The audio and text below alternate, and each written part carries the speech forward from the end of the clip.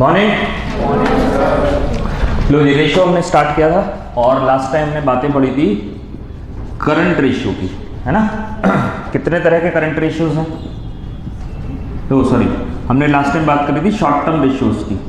Short term में एक था करंट रेशियो और दूसरा कौन सा था? Quick ratio. करंट रेशियो का formula current asset upon current assets क्या है? एक साल के अंदर कैश में कन्वर्ट हो जाए। क्या क्या इंक्लूड करते हैं इसमें? Cash, stock, debtors, BR, prepaid. Current liabilities वो सारी जो एक साल के अंदर पेड करनी हो, क्या क्या शामिल है? Creditors, bills payable, outstanding, bank overdraft. Quick ratio, अच्छा ये आइडियल कितना था? 2:1। Quick ratio 1:1 formula quick asset upon current liabilities. Quick assets एकदम से कैश में रियलाइज हो जाए।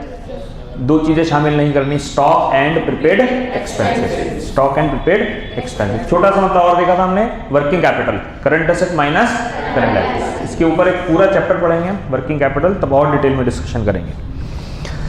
ठीक है जी, 2 क्वेश्चन शायद होमवर्क दिए थे मैंने, आई होप हो गए होंगे।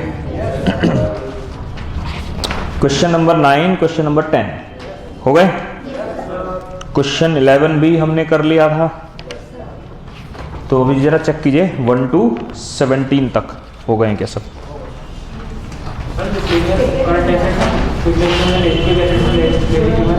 क्या चीज बेटा? मिसलेनियस करंट एसेट्स या मिसलेनियस एक्सपेंडिचर? जब खुद ही कह रहा है वो करंट एसेट्स है। अब क्विक एसेट्स में 2 चीजें नहीं लेनी। अब हमें नहीं पता ना इसके अंदर है क्या, बाइफर्केशन नहीं दिया हुआ, तो इसलिए इंस्टीट्यूट कहता है कि स्टॉक और प्रीपेड बस, बाकी सभी को हम मान लेते हैं ये एलिजिबल हैं। बढ़े जागे, चलिए आज से क्लास के वो क्वेश्चंस करेंगे हम जो बहुत ज्यादा इंपॉर्टेंट है। देखिए 2 तरह से क्वेश्चन आएंगे रेशियो के एग्जाम में। एक तरीका हमने पढ़ा है, क्या तरीका है? पहला तरीका है कि कुछ भी फिगर्स दे देंगे और रेशियोज पूछ लेंगे आपसे। ये पुराना तरीका है, आउटडेटेड है, आजकल इस तरह के क्वेश्चंस कम आते हैं। दूसरा तरीका इंपॉर्टेंट है, रेशियो दिया होगा और आपसे अमाउंट पूछेंगे, प्लस बोलेंगे बैलेंस शीट बना दीजिए। बैलेंस शीट की बहुत सारी इंफॉर्मेशन गायब होगी, उसकी जगह कुछ रेशियोज दिए होंगे, तो हमारा काम होगा उन रेशियोज की मदद से फिगर फाइंड आउट करना, अमाउंट ढूंढना और उस अमाउंट से बैलेंस शीट बनाना। कुछ बातें लेकिन समझनी पड़ेंगी हमें उससे पहले, जैसे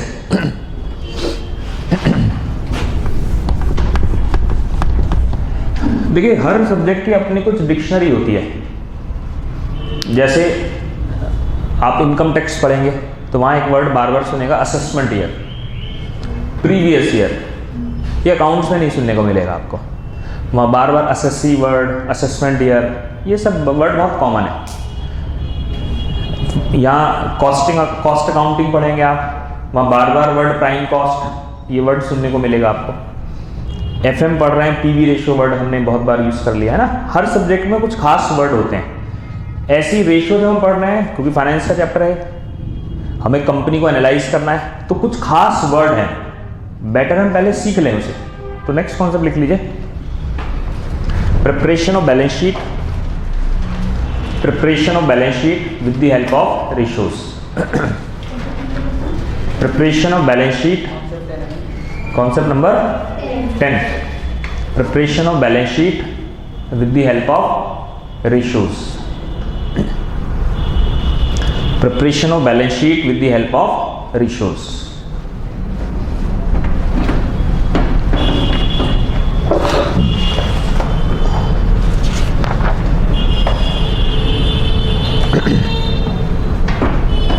फर्स्ट पॉइंट लिखिए। अच्छा, 12th में आपने बैलेंस शीट का फॉर्मेट नए वाला पढ़ा होगा। अभी 2 फॉर्मेट होते हैं, आपने पढ़ा होगा। एक टी फॉर्मेट होता है, एक वर्टिकल फॉर्मेट होता है। कौन सा फॉर्मेट पढ़कर आए आप? वर्टिकल पढ़कर आए, है ना। देखिए अकाउंट्स, जब आप अकाउंट्स बनाते हैं, क्यों बनाते हैं अकाउंट्स? पता है आपको अकाउंटिंग क्यों करते हैं आप? मेरी कंपनी में तो नहीं करता अकाउंटिंग, जबरदस्ती है। क्यों करते हैं अकाउंटिंग आप? क्योंकि कंपनीज एक्ट में लिखा है कि हर कंपनी को अपने बुक्स ऑफ अकाउंट्स बनाने पड़ेंगे। कैसे बनाने पड़ेंगे? जैसा सीए इंस्टीट्यूट कहता है, जैसा कंपनीज एक्ट में लिखा है। तो बैलेंस शीट का फॉर्मेट जो आप पढ़कर आए हैं, 2013 में नया कंपनीज एक्ट आया, उसमें फॉर्मेट चेंज हो गया। तो कंपनीज एक्ट में एक सेक्शन है जहाँ लिखा है कि हर कंपनी को भारतवर्ष की बुक्स ऑफ अकाउंट मेंटेन करने हैं according to the schedule given in companies act 2013, और सारे अकाउंटिंग स्टैंडर्ड भी फॉलो करने हैं जो आईसीआई इशू करेगा। इसीलिए तो सीए इंस्टीट्यूट के अकाउंट में वैल्यू है, क्योंकि कंपनीज एक्ट में लिखा हुआ है ये बात। अब सोचिए जरा, मुझे किसी कंपनी को एनालाइज करना है, मुझे शेयर खरीदने हैं, तो ये बात क्या कंपनीज एक्ट बताएगा? अच्छा तुम एनालिसिस करोगे तो ऐसी बैलेंस शीट का, वो तो मेरी इच्छा है, मैं कैलकुलेटर पर कर लूँ। इसलिए ध्यान रखना, इस चैप्टर में हम जब भी बैलेंस शीट बनाएंगे किसी भी फॉर्मेट से बना सकते हैं, क्योंकि हमारे पर कंपनीज एक्ट की बाउंडेशन नहीं है, क्योंकि यहाँ हम बुक्स ऑफ अकाउंट्स नहीं बना रहे। अब फर्क समझ लीजिए, जब गुप्ता जी पढ़ा रहे हैं आपको तो वो कंपनीज एक्ट के हिसाब से ही पढ़ाएंगे, बाउंड है आप, अकाउंटिंग स्टैंडर्ड में जो लिखा है वैसे ही पढ़ना पड़ेगा, आपको अपना दिमाग नहीं लगाना। कैश फ्लो स्टेटमेंट में पहले ऑपरेटिंग, फिर इन्वेस्टिंग, फिर फाइनेंसिंग ही आएगा। मैं अपने किसी पर्पस के लिए बना रहा हूँ तो मैं एक साथ ही लिख दूँ, हेडिंग ही ना बनाऊँ, मैं पहले फाइनेंसिंग लिख दूँ, क्योंकि मुझे किसी को बुक सबमिट नहीं करनी ना। आप कंपनीज एक्ट पढ़ेंगे, वहाँ एक वर्ड होता है ROC, registrar of companies. Her company की मम्मी है वो, हाँ, हर कंपनी को अपनी सारी इंफॉर्मेशन हर साल आरओसी को देनी होती है, और आरओसी को जो इंफॉर्मेशन देंगे कंपनीज एक्ट के हिसाब से ही देंगे आप। और कंपनीज एक्ट में अकाउंट्स कैसे बनाने हैं उसका सिस्टम लिखा है, इसलिए अकाउंट्स में तो वही सिस्टम फॉलो करना है आपको। लेकिन मेरे इस पेपर में कोई ज़रूरत नहीं है, जैसा मन हो बैलेंस शीट का वैसा बना लेना। टी फॉर्मेट बनाना चाहे टी फॉर्मेट बना लीजिए, वर्टिकल फॉर्मेट जो आप बना कर आए वो बना लीजिए, जैसे आपकी इच्छा वैसे बना लीजिए। ईजीनेस रखने के लिए हम टी फॉर्मेट ही बना लेते हैं, वो आसान है, वो सिंपल है तरीका, तो लिख लीजिए। In this chapter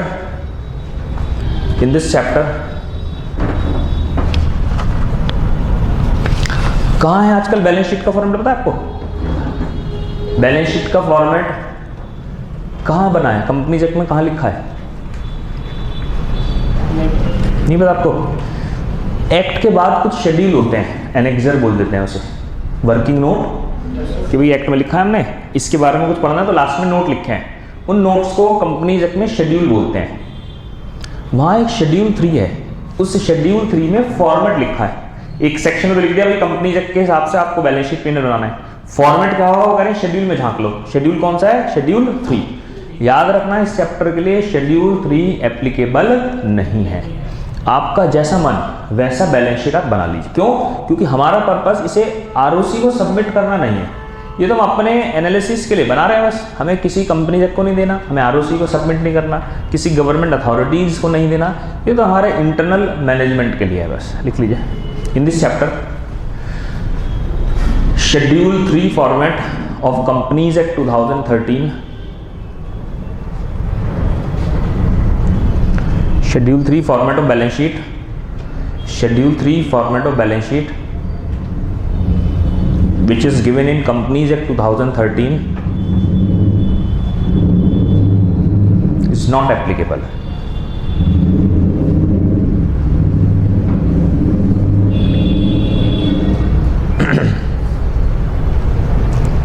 That's why we prepare T format balance sheet and P&L. That's why we prepare T format. T समझ रहे हैं आप? ये बनाते ना ऐसे हम, ये 11 में सीखा होगा आपने जरूर। इधर लायबिलिटीज हैं, इधर एसेट्स हैं, है ना। T format balance sheet and P&L।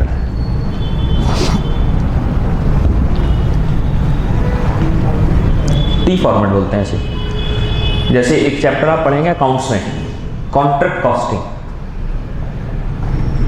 उसकी अकाउंटिंग है AS7 में, लेकिन वही सेम चैप्टर कॉस्टिंग में भी है, वहाँ AS7 नहीं लगेगा, क्योंकि कॉस्ट अकाउंटिंग हमारे अपने लिए है, अपने मैनेजमेंट के लिए। तो हमें कंपनी एक्ट से कोई मतलब नहीं है कि वहाँ क्या लिखा है, उससे कोई मतलब नहीं है। हमें अपने हिसाब से देखना है। हमारे हिसाब से क्या है, जैसे कंपनीज एक्ट में डेप्रीसिएशन के रेट अलग हैं, इनकम टैक्स में डेप्रीसिएशन की बातें अलग हैं। मुझे इनकम टैक्स के हिसाब से रिटर्न कैलकुलेट करनी है, इनकम कैलकुलेट करनी है। डेप्रीसिएशन का रेट कौन सा लूँगा, कंपनीज एक्ट वाला या इनकम टैक्स वाला? इनकम टैक्स वाला, वेरी गुड, क्योंकि उसका अलग बातें लिखे ना। फिर आप ये नहीं कहोगे सर अकाउंट्स वाले सर पता नहीं क्या पढ़ा रहे हैं टैक्स, अरे वो दोनों एक्ट अलग हैं। कंपनीज एक्ट के ऊपर कंपनीज एक्ट 2013 लगेगा, इनकम टैक्स के ऊपर इनकम टैक्स एक्ट 1961 लगेगा। अकाउंट्स में तो WDV, SLM, डिजिट मेथड, फलाना ढिकाना क्या क्या लिखा है। इनकम टैक्स में लिखा WDV मेथड, वहाँ एक ही मेथड से चलना है, दैट इज WDV। अब आप बहस नहीं कर सकते सर इनकम, इसलिए बुक्स ऑफ अकाउंट अलग अलग बनानी पड़ती है। इनकम टैक्स की अकाउंटिंग अलग चलती है कंपनी में, और ROC के पास जो जाना है उसकी अलग चलेगी। हम जो फाइनेंस के बंदे हैं, हमारी अपनी दुनिया है, क्योंकि हमें एनालाइज करना है चीज़ों को। अभी हम पढ़ेंगे कुछ चैप्टर्स में FM में, वहाँ डेप्रीसिएशन का नाम लेना भी पाप है, ऐसा माने। हम डेप्रीसिएशन की बात ही नहीं करेंगे, चर्चा ही नहीं करेंगे, जहाँ लिखा होगा उसे काट कर फेंक देंगे। कैश फ्लो में भी आपने ऐसा करा है, ऑपरेटिंग में ऐड कर देते थे ना, नहीं ऐड कर देते थे आप? तो क्योंकि डेप्रीसिएशन से कोई पेमेंट होनी थोड़ी है। मैं सबकी पेमेंट करता हूँ मंथ एंड पर। मैं उनको बुलाया, मैं सैलरी ले जाओ, कह रहा आया सर ये लो। इलेक्ट्रिशियन वालों से कहता हूँ इलेक्ट्रिक भैया पैसे ले जाओ, ले जाता हूँ। मैंने कहा डेप्रीसिएशन तुम भी पैसे ले जाओ, कोई आता ही नहीं लेना, इनविजिबल है ना, अगर मैं आ जाऊँगा उसकी जगह। डेप्रीसिएशन किसी को देना थोड़ी है। तो हम यहाँ लॉजिकल बात करेंगे, इकोनॉमिक्स में नहीं करा हमने इम्प्लिसिट कॉस्ट को खर्चा माना। गुप्ता जी कहते हैं ही नहीं खर्चा, क्यों? कंपनी जब मना कर रहा है ना, उनके हाथ बंधे हुए, हमारे हाथ खुले हैं। हम जो बातें कर रहे हैं वो जनरल नॉलेज की बातें कर रहे हैं, ठीक है? तो ध्यान रखना है, हम यहाँ पर T फॉर्मेट बनाना चाहें बना सकते हैं, हमारी इच्छा है। नया फॉर्मेट बनाना चाहें वो भी बना सकते हैं, उसमें कोई दिक्कत वाली बात नहीं। सेकंड में लिखिए, कुछ वर्ड सीख लेते हैं पहले, फिर कुछ एनालिसिस करेंगे। इक्विटी शेयर कैपिटल,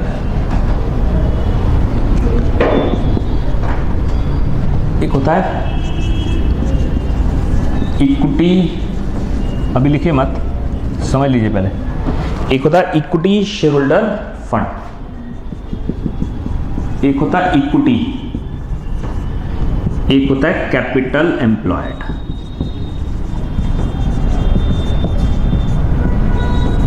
चार चीजें हैं, चार नाम सीखने। पहला काम equity share capital, equity share holder fund, equity, और लास्ट है कैपिटल एम्प्लॉयड।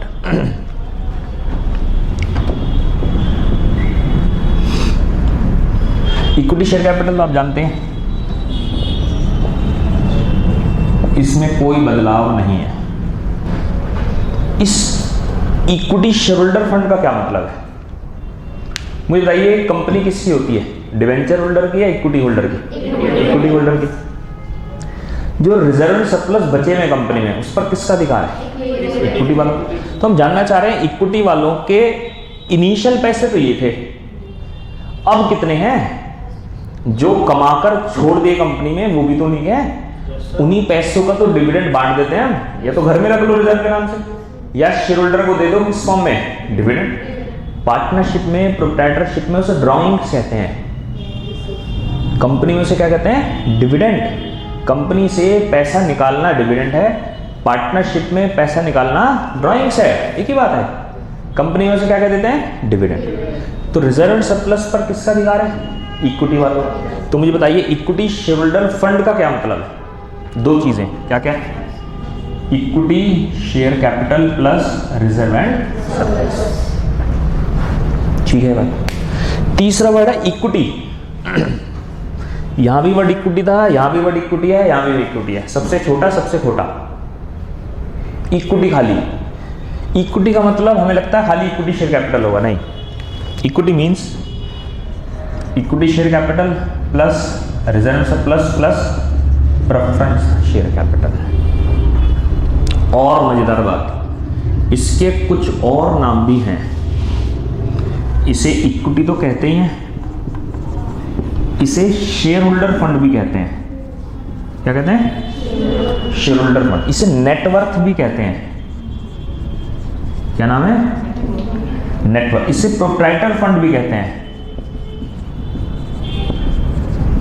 4 नाम है, नाम याद रखने। किसी क्वेश्चन में कुछ भी नाम आ सकता है। क्या क्या नाम है? Equity, share holder. क्यों रखा है शेयर होल्डर? क्योंकि दोनों शामिल है ना, इसमें दोनों शामिल है। फिर नेटवर्क और लास्ट क्या है? Proprietor fund. चौथा ये कैपिटल एम्प्लॉयड। कंपनी में टोटल पैसा किस किस का लगा है पता है? मालिकों का इक्विटी, गलती वालों का प्रेफरेंस, तो गलती है हमारी प्रेफरेंस, और लोन वालों का डिवेंचर्स। Very good. तो 4 चीजें हैं, equity share, reserve and surplus, preference share plus debt, ऐसे बोल देते हैं। डेट, लोन, चाहे वो डिवेंचर हो, बैंक का लोन हो। नोट कीजिए, नोट कर लीजिए इससे नोट कर लीजिए। ये टर्म याद रखनी है आपको, पूरे एफएम में काम आएंगे।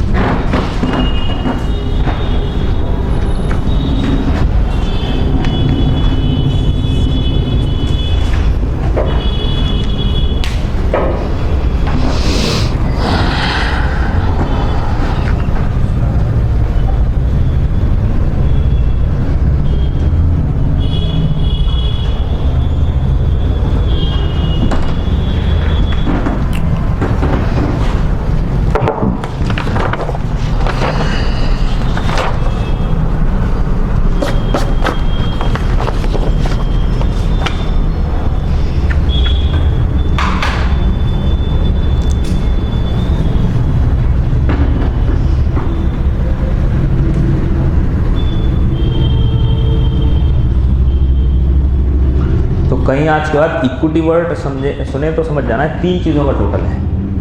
नेटवर्क सुने 3 चीज़ों का टोटल है। प्रोप्राइटर्स फंड सुने 3 चीज़ों का टोटल है।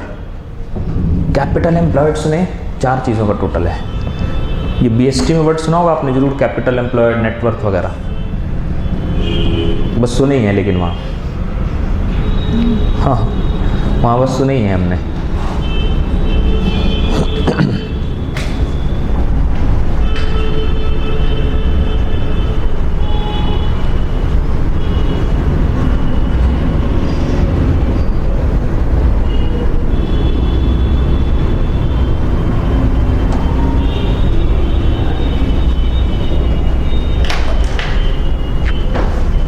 बढ़े आगे? पक्की बात है तो नवील?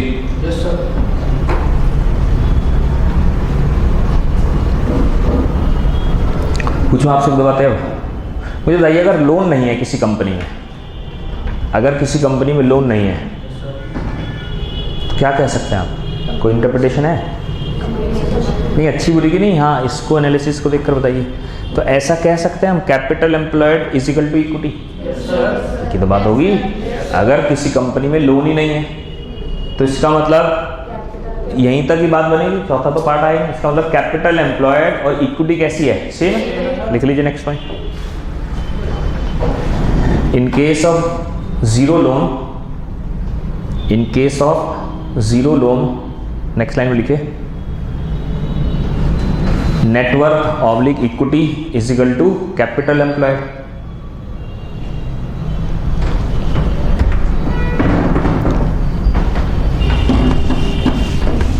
ठीक है बात? ठीक है।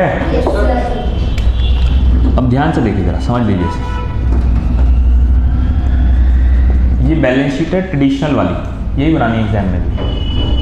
ये लायबिलिटी साइड है, एसेट साइड है, ऐसी है। यहाँ क्या क्या आता है?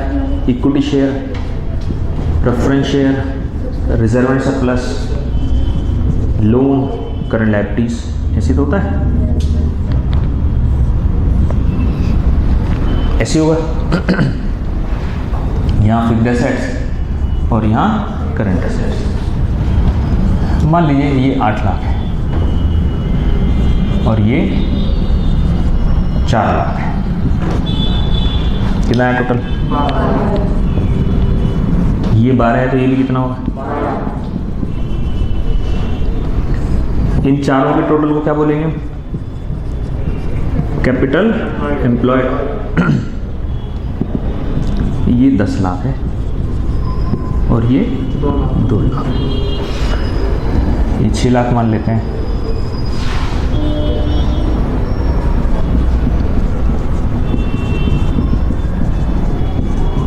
ठीक है, बात पक्की बात है। एक वर्ड सीखा था हमने, वर्किंग कैपिटल। क्या होता है? करंट एसेट माइनस, इसका कोई दूसरा मतलब बताओ, वर्किंग कैपिटल का कोई दूसरा नाम? Current asset in excess of current liabilities, ये तो कह सकते हैं। Working capital 4 lakh minus 2 lakh, कितना बचा?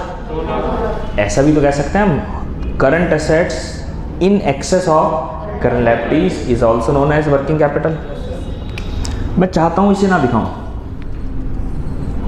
और इसकी जगह वर्किंग कैपिटल दिखा दूं, कितना दिखा सकता हूं ना? दिखा सकता हूं। अब दिख रहा है एनालिसिस, ये बहुत खास एनालिसिस है। ये जो कैपिटल एम्प्लॉयड है ये बेसिकली 2 जगह इन्वेस्ट है। हमने लोगों से पैसा लिया, घर से लाए, कुछ कमाया, कुछ लोन लिया, इस पैसे को मैंने बिजनेस में कहाँ लगाया? कुछ तो फिक्स्ड एसेट्स खरीद ली और कुछ वर्किंग कैपिटल में लगा दिया। यानी 80% तो मैंने यहाँ लगाया, 20% कहाँ लगाया? वर्किंग कैपिटल में। ऐसे तो लगाया। तो मुझे कैपिटल एम्प्लॉयड का कोई दूसरा फार्मूला बता सकते हैं आप? एक तो फार्मूला हो गया 4 चीज़ों का टोटल, या फिर fixed asset plus working capital भी तो लिख सकता हूँ, नहीं लिख सकते? इस कैपिटल एम्प्लॉयड का एक तरीका तो ये है लायबिलिटी साइड वाला, कोई एसेट साइड वाला भी है तरीका? है ना? क्या है? फिक्स्ड एसेट्स प्लस, ये अगर 80 है तो पक्की है 20 है, ये 60 है तो ये 40 होगा। देखिए नेक्स्ट पॉइंट में बैलेंस शीट बना लीजिए पहले, बिल्कुल ऐसे ही, और इसे ऐसे ही सावधानी से काटना, किसी दूसरे कलर के पेन से, ये नहीं कि इसे जड़ से मिटा दो, जरा खूबसूरती से बनाना अलग अलग कलर से।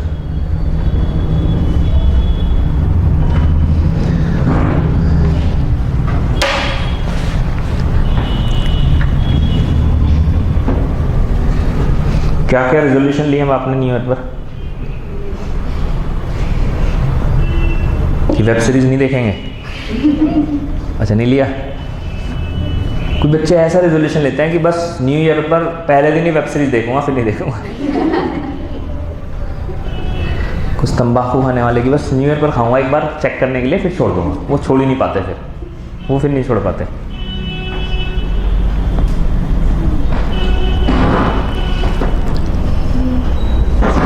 न्यू ईयर देखा जाए केवल एक तारीख ही तो बदली है। अगर आप देखें हुआ क्या, वही सुबह सवेरा सब कुछ वही, लेकिन एक बदलाव होता है। आप कंपैरिजन कर सकते हैं कि भाई लास्ट ईयर हम कहाँ स्टैंड करते थे, इस साल हम कहाँ स्टैंड होने वाले हैं, वो सब कुछ आपके हाथ में है। लास्ट ईयर आप जस्ट सिंपल एक 12th पास स्टूडेंट थे, है ना, लेकिन इस साल आप CA में एंट्री कर गए, अब फाउंडेशन का रिजल्ट आया, इंटरमीडिएट की तैयारी कर रहे हैं। तो आपको हमेशा ये सोचना चाहिए कि लास्ट ईयर से इस साल हम कहाँ बेहतर कर सकते हैं।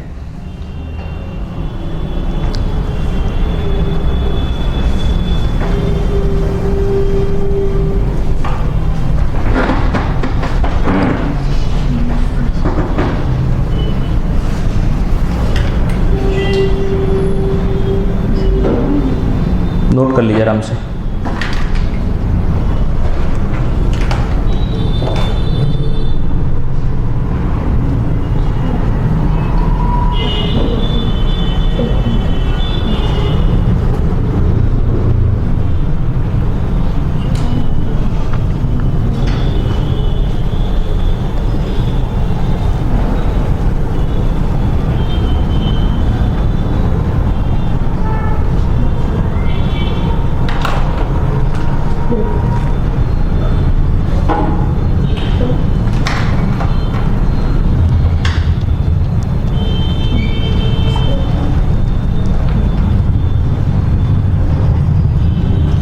गया नोट? बढ़े आगे,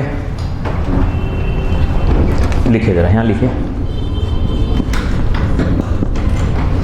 नोट लिखिए। First note, capital employed is equal to fixed asset plus working capital.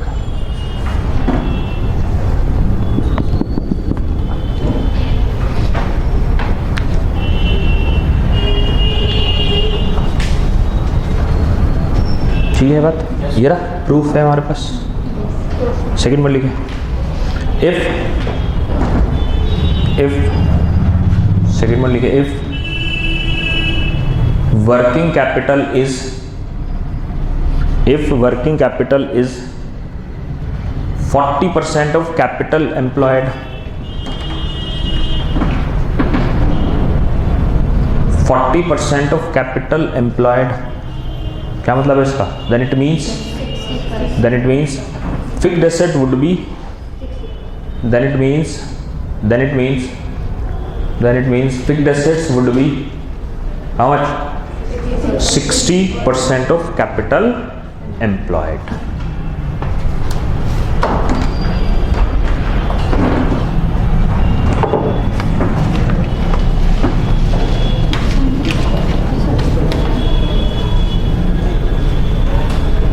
बढ़े आगे, करें क्वेश्चन? आइए, बातें बहुत हो गई, एक क्वेश्चन से समझते हैं इस बात को। क्वेश्चन 21 देखिए, उससे ऊपर हेडिंग है 21 से पहले हेडिंग है preparation of balance sheet with the help of ratios. मिला? क्वेश्चन 21 से पहले है preparation of balance sheet with the help of ratios. From the following information given calculate amount of fixed assets and proprietors fund. Balance sheet नहीं बनानी इस बार, simple सा है, fixed assets बतानी है और ये प्रोप्राइटर फंड क्या है? तीन चीजें, क्या क्या? Equity share capital, preference share capital, reserve and loan नहीं है, बस लोन नहीं है, वरना कैपिटल एम्प्लॉयड बन जाता। और लोन का कहीं जिक्र भी नहीं है, इसका मतलब क्या है? कैपिटल एम्प्लॉयड और प्रोप्राइटर्स फंड कैसे होंगे? यहाँ सेम होंगे, लोन का कोई जिक्र नहीं कर रखा है क्वेश्चन ने। तो देखिए क्या लिखा, ratio fixed assets to proprietors fund, fixed assets to proprietors fund. अच्छा ध्यान रखना ये बात, ये चीज ध्यान रखना, हम जितने ऑफिशियल रेशियोज हैं सब पढ़ लेंगे। कुछ तो टर्नओवर रेशियोज पढ़े हमने 4, 2 शॉर्ट टर्म वाले पढ़े, ऐसी लॉन्ग टर्म प्रॉफिटेबिलिटीज पढ़ेंगे हम। इसके अलावा क्वेश्चन जानबूझकर उल्टे सीधे रेशियो बना देगा जिसका कोई सेंस नहीं है क्वेश्चन पूरा करने के लिए। अब कहीं लिखा है x to y, इसका मतलब क्या है? x upon y या y upon x? ये ध्यान रखना, x upon y है। कुछ रेशियो जानबूझकर वो बेसिर पैर के निकालेंगे, नहीं होते कोई गाने तुकबंदी मिला देते हैं, कुछ भी हिंदी भी पंजाबी भी सब मिला देंगे उसके अंदर, गाना तैयार हो गया। तो ऐसी कुछ रेशियोज जबरदस्ती बना देंगे, x to y, x upon y। कुछ बच्चे y upon x कर देते हैं, नहीं x कुछ भी लिखा हो, फिक्स्ड एसेट टू सेल, इसका मतलब क्या है? अब आप टर्नओवर रेशियो में मत चले जाना सर, वहां तो सेल्स अपॉन नहीं, इसने कहा है ना क्वेश्चन है खुद ही, फिक्स्ड एसेट टू सेल का मतलब सेल्स अपॉन फिक्स्ड एसेट्स नहीं है, क्या होगा? फिक्स्ड एसेट्स अपॉन सेल्स होगा। तो कहीं भी अगर x to y, कहीं लिख लीजिए इस बात को, कहीं नोट्स में एडजस्ट कर लीजिए, x to y का मतलब x upon y है। कुछ भी रेशियो बना कर दे, ध्यान रखना है बात। जैसे यहाँ कौन सा रेशियो दिया है इसने? Fixed asset to proprietors fund, यानी फिक्स्ड एसेट अपॉन प्रोप्राइटर्स। और प्रोप्राइटर्स फंड का मतलब क्या है? कैपिटल एम्प्लॉयड, क्योंकि लोन भाई नहीं। कितना है? 0.75, यहीं तक पढ़ो। कोई दूसरा मतलब है इसका? प्रोप्राइटर्स फंड का 75% फिक्स्ड एसेट्स है, कोई दूसरा मतलब है? 25% क्या है? क्या है? Working capital. 75 तो फिक्स्ड एसेट्स है, तो 25 क्या होगा? वर्किंग। और वर्किंग कैपिटल बताया हमें कितनी है? 6 लाख। तो वहां से नहीं निकाल सकते हैं प्रोप्राइटर्स फंड फिक्स्ड एसेट्स, समझे? कीजिए सॉल्यूशन। देखिए कैसे करें सॉल्यूशन इसका। तो क्वेश्चन डायरेक्टली नहीं बताएगा आपको बातें, यही सीए इंटरमीडिएट के लेवल की खासियत है, चीजें हाइड कर लेगा आपसे। Question 21 first working note, question ने तो ऐसे लिखा है fixed assets upon proprietors fund is equal to 0.75, और ये प्रोप्राइटर्स फंड कैपिटल एम्प्लॉयड के बराबर है क्योंकि लोन है यहाँ नहीं है, तो मैं इसे ऐसे भी लिख सकता हूँ working capital upon proprietors fund is equal to 0.25। अगर आपको इतराज ना हो, अगर 100 से मल्टीप्लाई कर दे तो 75% हो जाएगा। ये 75 है फिक्स्ड एसेट्स, तो 25 क्या होगा, वर्किंग कैपिटल होगा। वर्किंग कैपिटल क्वेश्चन ने खुद बताया है, ये तो क्वेश्चन ने खुद दिया है, तो क्या प्रोप्राइटर्स फंड निकाल सकते हैं 4 टाइम्स।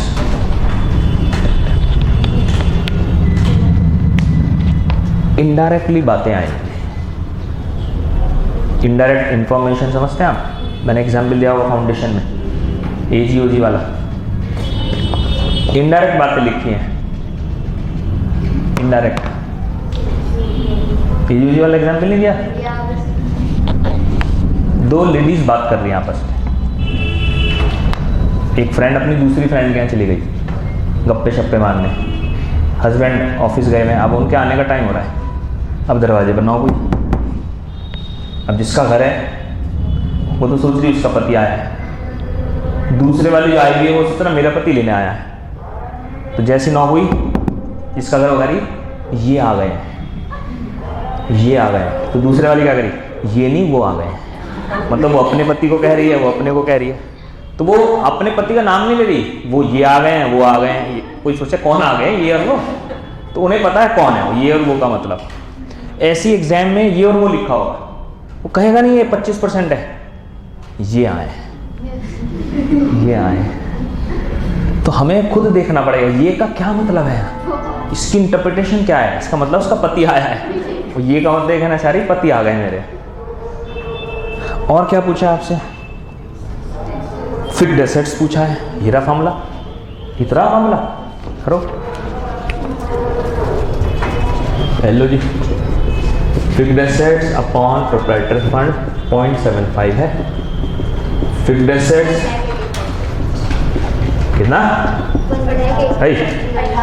18 लाख, अबे 24 लाख है तो इसका 75% कितना बैठा, 18 लाख 3/4 हो गया ना। दिमाग खुला रखना है क्वेश्चन करते हुए। देखिए एग्जाम में मैं जब स्टूडेंट था मैं हमेशा ये बात ध्यान रखता था कि आंसर जो आने वाला हो किस रेंज में आएगा, रेंज हमेशा दिमाग में रेंज होनी चाहिए। अब जैसे इन्होंने 1,80,000 बता दिया, वो सीरियस ही गलत है, वो तो लॉजिकल ही गलत है।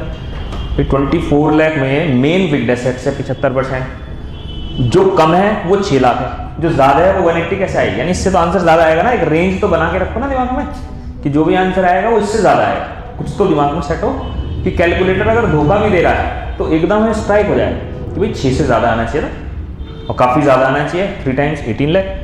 तो वो रेंज हमेशा दिमाग में रखें आप आंसर की, उससे बहुत सारी गलतियां बच जाएंगी। बढ़ेंगे आगे।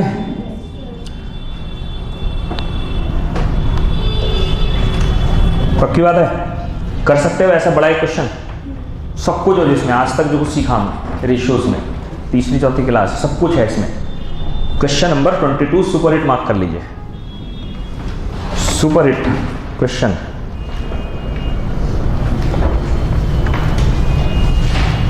नोट कर लीजिए आराम से, पहले नोट कर लें इसे।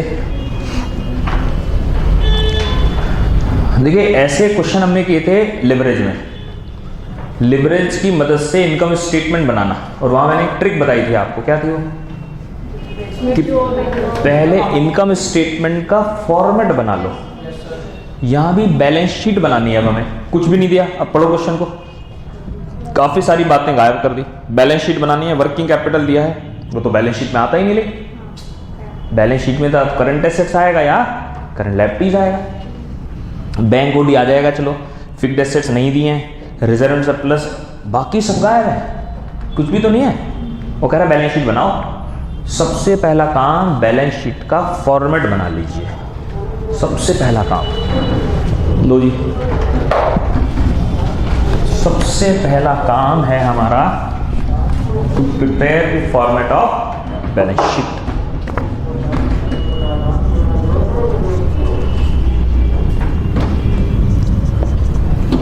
एनर्जी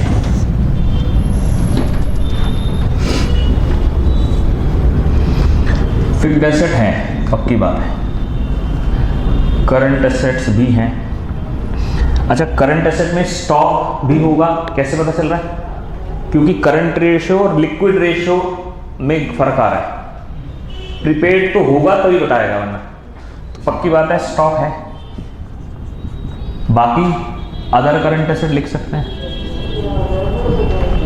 पता ही नहीं बाकी में क्या क्या है। इधर क्या होगा? इक्विटी शेयर कैपिटल होगा, रिजर्व एंड सरप्लस पता चल रहा है, साफ साफ है। लोन का कुछ पता नहीं चल रहा, लोन नहीं है। करंट लायबिलिटीज में बैंक ओवरड्राफ्ट है, अदर कुछ और भी होंगी। ये तो बेसिक बातें हैं, हमें पता ही है, ये सब जनरल हमें पता चल रहा है, ये सब चीज़ें हैं। जो बातें पता है उसे लिख लीजिए। बैंक ओडी पता है 40,000 है, रिजर्व एंड सरप्लस है 1 साल। अच्छा, इन दोनों का टोटल कर दे तो क्या कहलाएगा? ना तो लोन है ना प्रेफरेंस है, तो इसे आप कैपिटल एम्प्लॉयड बोल दें, प्रोप्राइटर्स फंड बोल दें, शेयर होल्डर फंड बोल दें, इक्विटी शेयर होल्डर फंड बोल दें। लेकिन रेशियो यहाँ क्या लिखा है देखिए, प्रोप्राइटर्स रेशियो लिखा है कहीं, तो इसे हम बेहतर है प्रोप्राइटर फंड बोल दें। कुछ भी नाम रख सकते हैं आप। इक्विटी शेयर होल्डर फंड भी नाम सही है, कैपिटल एम्प्लॉयड भी सही है, क्योंकि लोन तो है ही ना प्रेफरेंस है।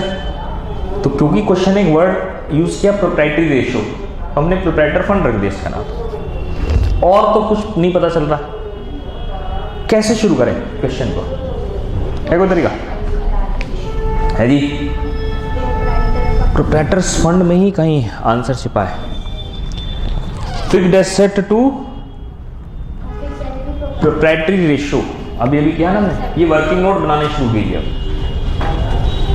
Fixed assets upon proprietor fund 0.75। Fixed assets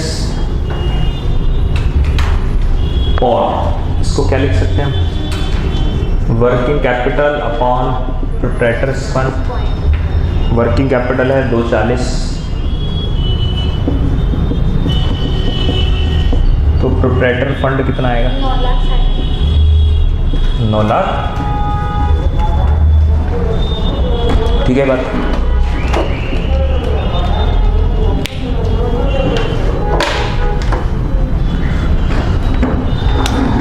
ये है जी 9 लाख। अब देखिए इससे फायदा क्या हुआ? बैलेंस शीट बनाने से जानते हैं क्या फायदा है? इक्विटी शेयर कैपिटल हमारा कैलकुलेटर बता देगा, बैलेंसिंग फिगर। हमारा खास फ्रेंड है इस चैप्टर में, क्या नाम है उसका? Balancing figure. ये हमारी बहुत मदद करेगा इस चैप्टर में। तो अपने फ्रेंड को सम्मान दो, उसका नाम लिख दो। 960 में 160 तो रिजर्व है, तो इसका मतलब क्या है? 8 लाख क्या है?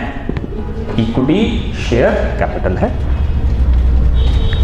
इसलिए बैलेंस शीट का फॉर्मेट बहुत सारी इंफॉर्मेशन आपको ऑटोमेटिकली देता रहेगा। प्रोप्राइटर्स फंड आ गया है तो फिक्स्ड एसेट भी आ सकता है 720। Very good. Working note number 2 बना लीजिए। Fixed assets upon proprietor fund 0.75। Proprietors fund है 960, तो फिक्स्ड एसेट्स कितने की आएंगी? 7,20,000।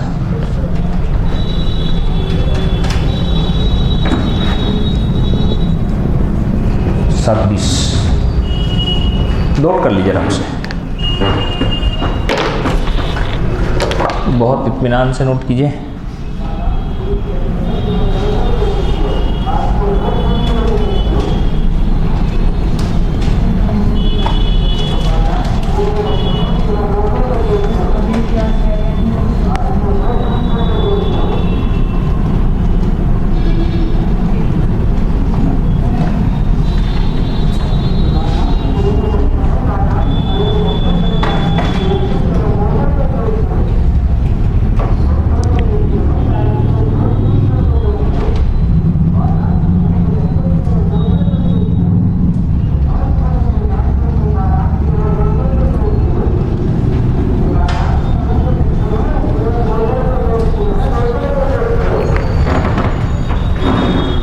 कैसे करें, बात ये भी तो है।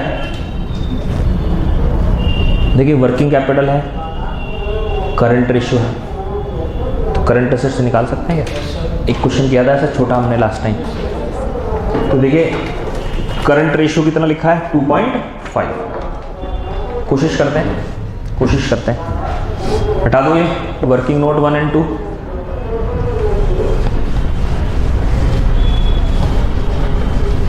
थर्ड वर्किंग नोट,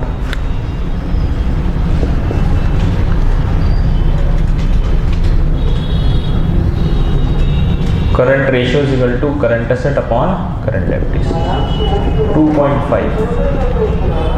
तो current asset is equal to 2.5 CL। ऐसे किया था ना last time. Working capital is equal to current asset minus current liabilities. Working capital question ने खुद दिया था 240 था शायद। करंट एसेट को रिप्लेस कर दीजिए 2.5 CL से, तो CL निकाल लीजिए एक बार। अरे वेरी गुड, सब आ जाएगा आपका आंसर। अब तो क्वेश्चन ही समाप्त हो गए, अब कुछ बचा थोड़ी है इसमें। तो इनडायरेक्ट इंफॉर्मेशन है, ध्यान रखना है आपको। लो जी इसका टोटल एक साथ रख देता हूँ मैं। देखिए कितने सारे आंसर आ गए। यहाँ देखिए एक बार, यहाँ देखिए एक बार, इधर एक साथ यहाँ रख दिया। 40 बैंक को दिए, इसका मतलब बैलेंसिंग फिगर कितना है 1.20। इसका टोटल भी कर सकते हैं 11.20। ये 11.20 है तो ये भी 11.20 है, तो करंट एसेट का टोटल भी आ जाएगा। वो या तो उस फॉर्मूले से निकाल लीजिए, यहाँ से भी निकल सकता है कितना है। स्टॉक आते ही क्वेश्चन समाप्त है बस। ये 4 लाख दो तरीके से आ सकता है, या तो बैलेंस से निकाल लो, अरे 2.5 ऑफ करंट लायबिलिटीज वहाँ से निकाल लो, दोनों तरीके सही। तो बैलेंस शीट के फॉर्मेट बनाने से बहुत फायदे हैं, क्रॉस टैली होता रहेगा आंसर भी हमारा। आप करके देखिए 160 × 2.5 ये 4 लेके आना चाहिए। तो सही चल रहे हैं, इसका मतलब सही कर रहे हैं।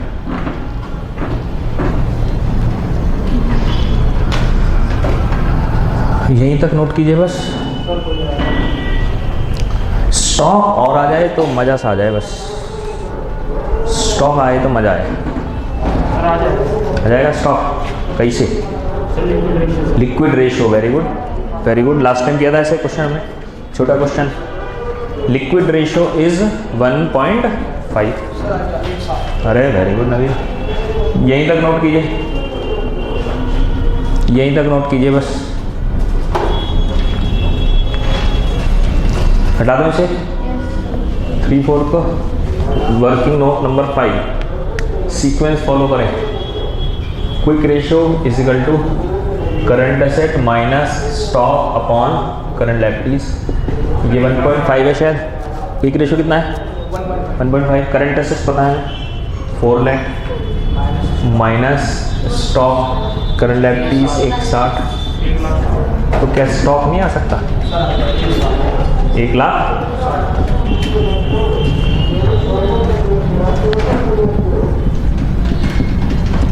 फिर इससे बैलेंसिंग फिगर लिख दो भैया।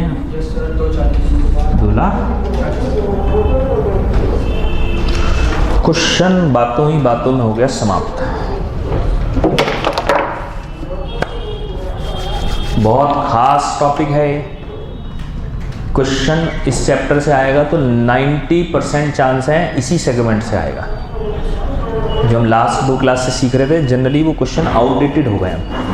अब वो रेशियो से बैलेंस शीट बनाएगा, यही क्वेश्चन आ रहे हैं आजकल। सही भी है, वो तो सिंपल से क्वेश्चन है, इसमें कुछ तो दिमाग लगाना है हमें अपना।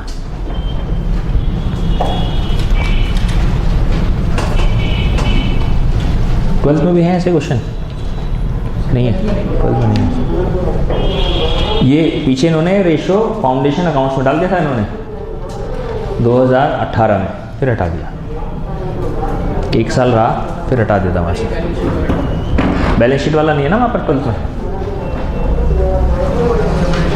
कुछ बच्चे कह सकते हैं कि सर बैलेंस शीट तो बनाने थी, टोटल लिख दो यहाँ, फिर ये सब क्यों कर रहे हैं? भाई टोटल जैसे आ गया क्वेश्चन समाप्त हो गया? नहीं, मैंने आपको बताया था मेहमान आएगा तो उसको सजानी है ना थाली।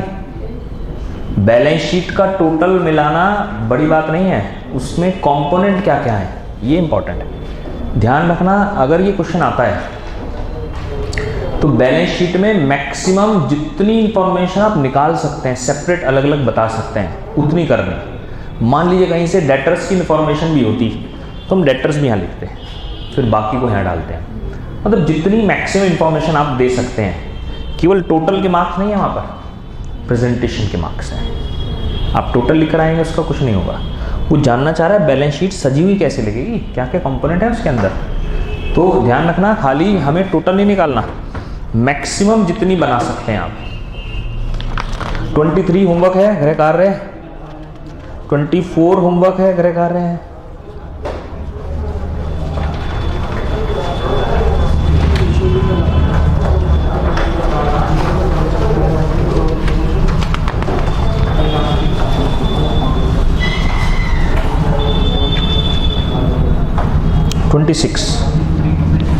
तीन क्वेश्चन है, 3 क्वेश्चन होमवर्क हैं 23, 24, 26। बाकी बातें करेंगे हम कल काफ़ी हद तक चैप्टर हमारे कब्जे में आ जाएगा, क्योंकि मेन टॉपिक हमारा स्टार्ट हो गया है बैलेंस शीट वाला। जैसे जैसे क्वेश्चन आएंगे, कुछ नई समस्या आएंगी, छिटपुट बातें रह गई, हम मेन टॉपिक आ गया है तो वो हम सीखते रहेंगे। ठीक है जी, थैंक यू वेरी मच।